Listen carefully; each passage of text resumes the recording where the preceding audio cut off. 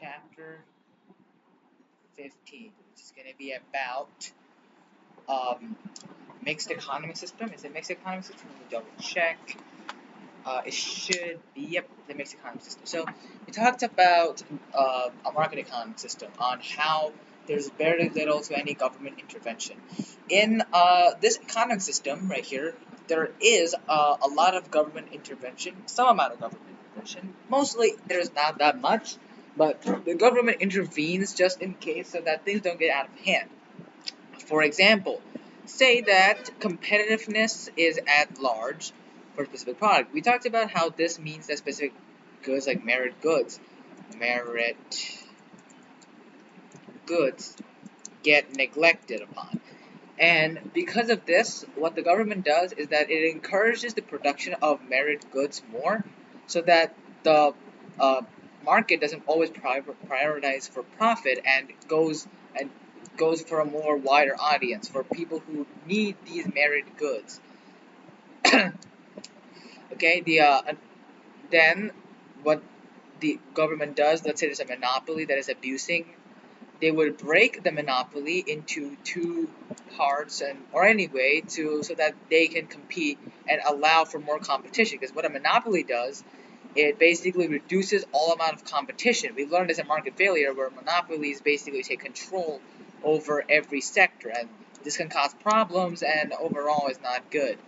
So yeah, government intervention can help to reduce it by breaking these monopolies so that more businesses can thrive and there's more competition and it's not just one controlling everything else.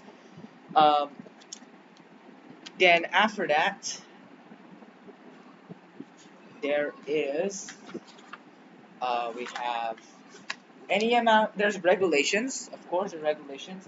These sort of laws that are restrictions that are put so that firms don't go above any of these regulations. Basically, these regulations sort of like rules that the market must follow, like a minimum follow market. What am I saying?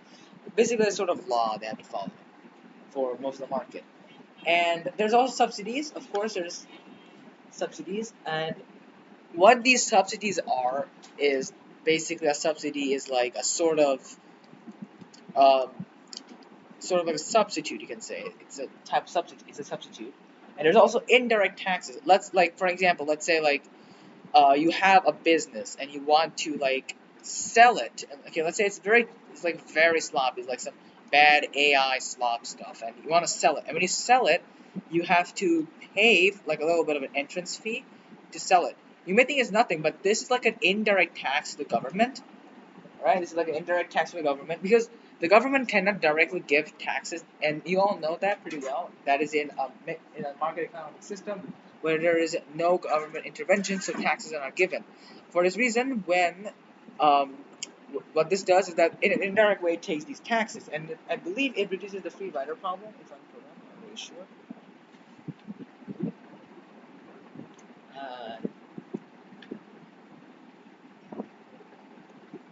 oh yeah, there's also that the government can stop private sectors, like governments can stop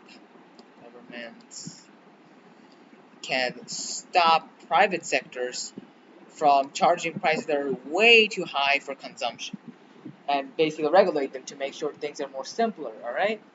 And what they also do is that people that are more vulnerable, those who have financial problems where their money is not in their best way, government would make sure that they're taxing those people less and they're taxing the rich a little more at a higher rate. Either way, what it does is just it makes things more quote unquote fair for everyone, and it doesn't make it something that basically that prioritizes maximum profits, and instead it takes more responsibility for those who are buying it. And a very important thing is that you all know that I talked about in a market economic system, the bad side is that it can drive people to buy unnecessary goods. And government can come in and make sure these types of, like those that are like not more harmful, they can discourage them. These are like demerit goods, and demerit goods. Now, a little thing this is from Market Failure, is about demerit goods, is that it's sort of good that we think because of advertising and everything, it feels good, but it actually does more harm to us. What government intervention does, it reduces the the production of demerit goods and the use of demerit goods, and encourages more production of merit goods like education, food, and so on, which are more important. And that's pretty much what the mixed economic system is. Right, now I did link a video for chapter 16, which is money, but if in case you are too lazy to check it out or something, or you didn't understand it, the main thing you have to know for money and from money is that in chapter 16, all you gotta know is the function of money. What is money? It's a medium of exchange. You exchange it with others, it stores a value, it basically only exists for sort of thing, like because like let's say back in the day, people used to barter. You don't know what bartering is, like the trading of goods. Well, one person was like, I don't like trading, and because sometimes the tradings don't meet to what they demand, so money is what was made so that there's sort of like a reward for those giving them the resources, a sort of means of value.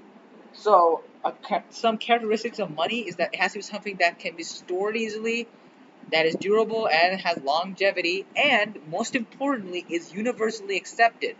Anything can be money. Say there's like an NFT of some, I don't know, someone's smiley face or their OnlyFans or something, I don't know. And like if this is widely accepted all around the world, it can be a form of currency. And if you're wondering what is like rate of exchange and currency rate of exchange, that's just nothing. All right, that's not important. There's also banking. So what is banking? So banking is of two types. There's commercial banks and there's government banks. Commercial banks, as the name suggests, are more of a private sort of bank.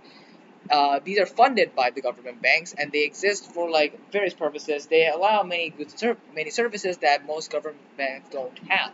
The bad side is that they sometimes and mostly always would charge an interest amount for every time you take a deposit or take out a deposit. A government bank is a sort of bank which is like the main house for every other bank. It's like this is like the main house for all the private banks, all the commercial banks. It gives the commercial banks money during times where money is low. I mean, all my Bangladeshi people can understand.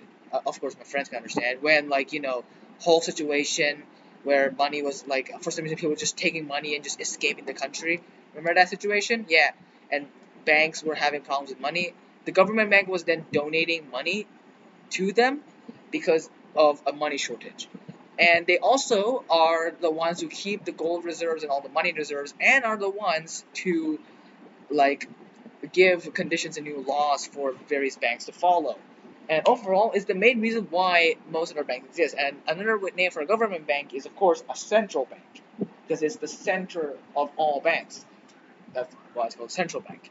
So that's pretty much it for chapter 15 and 16. I'll make a separate video for chapter 14 because it's a very confusing topic, and they just made it way too complicated. It's pretty simple. So that's it for today. See you later. Goodbye, and get that A star.